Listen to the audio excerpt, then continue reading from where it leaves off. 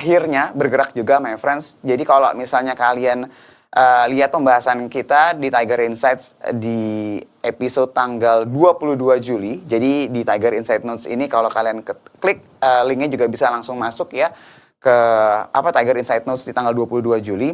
Waktu itu kita bahas adanya potensi spread antara ADMR dan ADRO ya. Jadi ADRO sama ADMR memang secara valuasi pasti ADMR itu lebih mahal dibandingkan dengan ADRO, di mana ADRO di bawah 10 kali, ADMR di atas 10 kali, waktu itu sekitar 13 sekitar 12 sampai 13 kali waktu itu pembahasan kita ya my friends ya.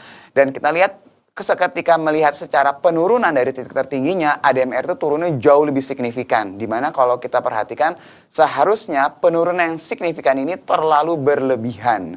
Kenapa? Karena emiten-emiten yang punya potensi pertumbuhan yang lebih besar, yang lebih kuat, itu memang tendensi lebih volatile. Tapi ketika tidak ada terjadi perubahan yang signifikan, atau secara fundamental itu mereka masih on track, seharusnya cepat atau lambat pasar akan mengapresiasi kembali lagi.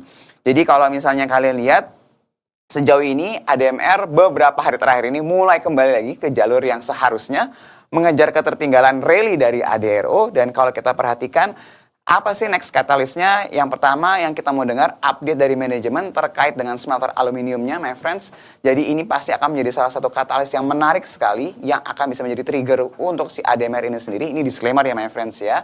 Terus yang kedua yang sudah pasti hasil dari laporan keuangan yang diaudit ya. Kita udah pernah bahas beberapa hari yang lalu bahwa ketika emiten tidak merilis laporan keuangan karena diaudit, apalagi mereka lagi meningkatkan produksi yang sangat signifikan atau memulai suatu bisnis yang baru dan berdampak besar terhadap kinerja keuangan, dengan diaudit ini harusnya akan memberikan efek yang lebih positif karena lebih transparan nih my friends. Jadi itu kurang lebih harapannya melihat keadaan seperti saat ini, harusnya ADMR bisa mengejar ketertinggalan dari rally-nya ADRO. Itu kurang lebih update dari saya kembalikan ke Yuli. Oke, terima kasih Pak Fad atas ulasannya hari ini ya. Tadi sudah diberikan gambaran terkait IHSG dan juga ulasan untuk katalis-katalis ADMR yang mulai kembali ke jalur seharusnya dan mengejar rally-nya ADRO nih my friends ya.